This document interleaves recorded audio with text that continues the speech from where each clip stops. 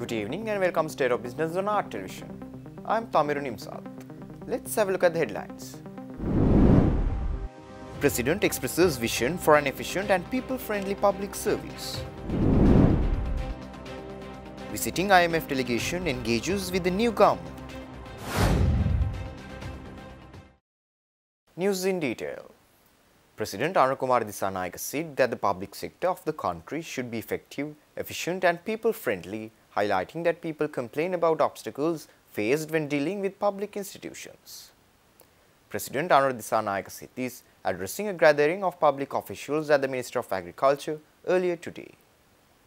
සාමාන්‍ය ගත්තහම ජනතාව එදිනෙදා මුහුණ දී තිබෙන ආර්ථිකමය ගැටලු දරුවන්ට අධ්‍යාපනය ලබා දෙන්න වැඩිහිටියන්ට බෙහෙත් ටිකක් ගන්න එහෙම නැත්නම් තමන්ගේ දෛනික ආහාර වල සපයා ගන්න නොහැකි වීමේ ආර්ථිකමය ගැටලු පදනම් වෙලා තිබෙනවා මේ ජනවරම පිටුපස.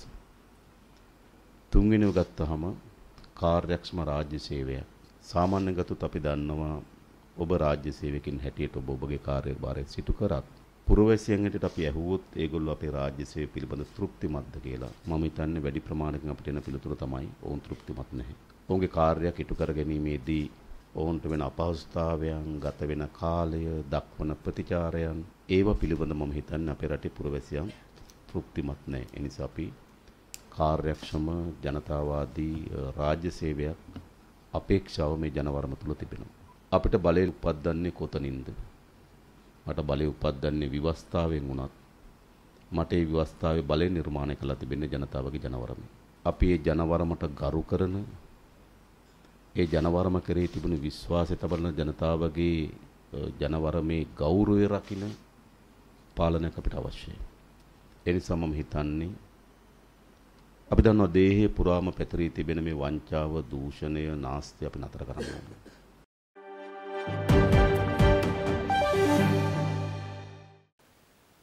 A high-level delegation from the International Monetary Fund arrived in Sri Lanka for key discussions with the newly formed government under President Anukumar Dissanayake yesterday.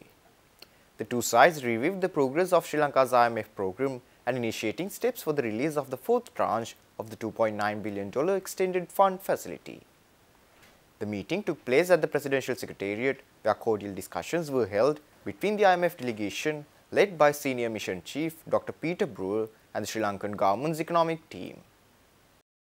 Both parties reviewed the IMF program's progress and outlined strategies for further cooperation, reinforcing Sri Lanka's commitment to economic stability.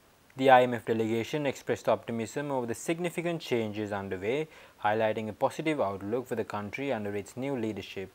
On the Sri Lankan side, key members of the Economic Policy Council, including Chair Dr. Harshana Suryaperuma and Senior Advisor to the President Professor Anil Jayantha, participated in these talks. Also present at the meeting were NPP activist Sunil Handunhetti, Ceylon Chamber of Commerce Chairman Duminda Hulangamuwa and other senior economic advisors to the President.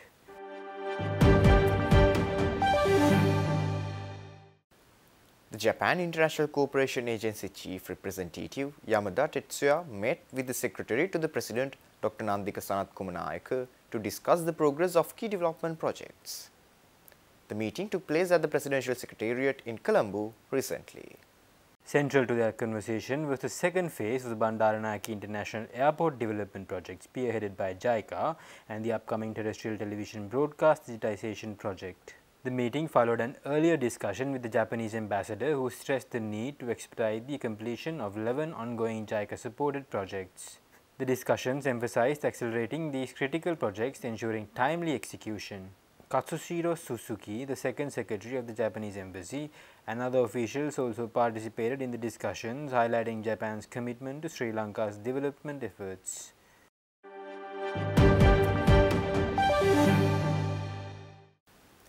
Stay tuned. We will return after this short commercial break.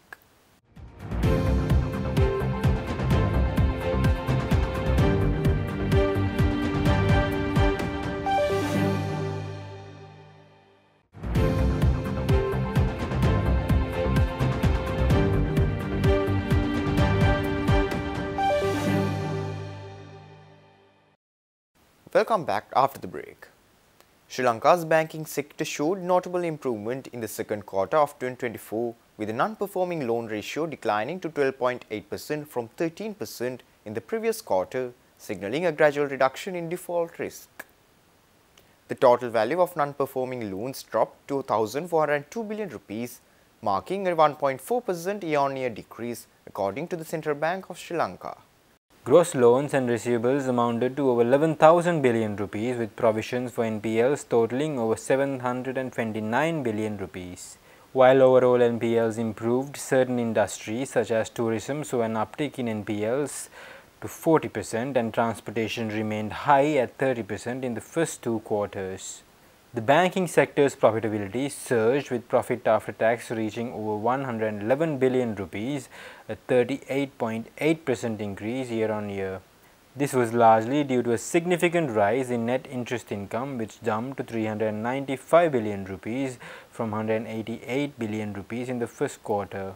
Gross income for the first half of the year stood at 491 billion rupees.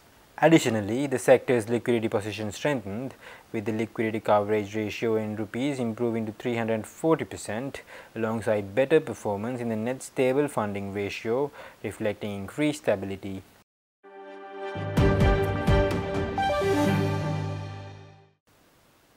Marking a turning point in Sri Lanka's financial sector, DFCC Bank has launched its inaugural green bonds on the Colombo Stock Exchange recently.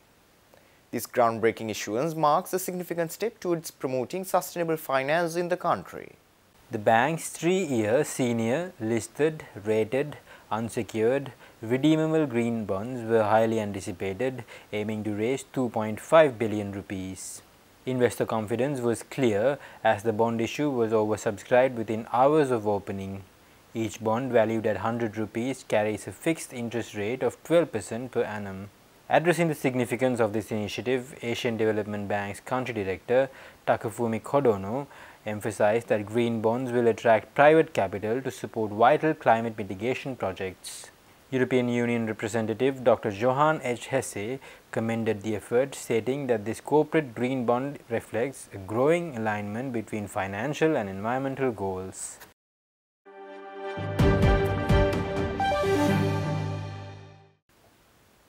SLT Mobitel has introduced a new tourist SIM pack offering exceptional connectivity options tailored specifically for tourists visiting Sri Lanka. The tourist SIM pack includes a variety of affordable prepaid plans catering to different lengths of stay, ranging from 7-day to 30-day options. Key features include unlimited local calls, data bundles and easy recharge options. For a short stay, the 7-day plan is priced at 821 rupees, providing 15 GB of data, unlimited local calls and 1000 SMS to any network. For extended vacations, the 30-day plan 1 offers 30 GB of data for 1540 rupees, while the 30-day plan 2 provides unlimited data for 5131 rupees, making it ideal for sharing travel experiences online without restrictions. Tourists can easily obtain these SIM packs at Bandaranaike International Airport and Matala International Airport or the Jaffna International Airport.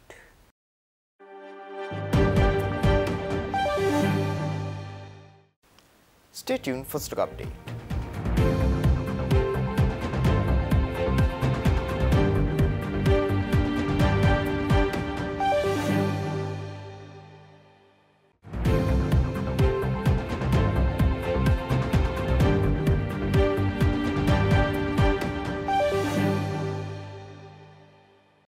Trading at Colombo Stock Exchange ended on negative notes today.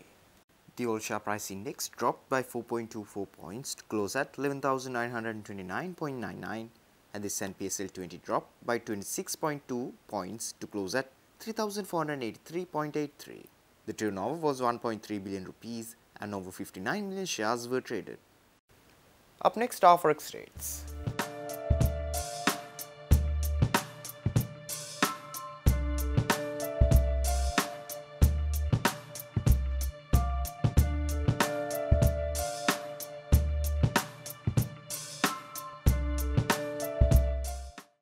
That's all our news for today. For this and more, subscribe to our channel on YouTube and follow us on Facebook.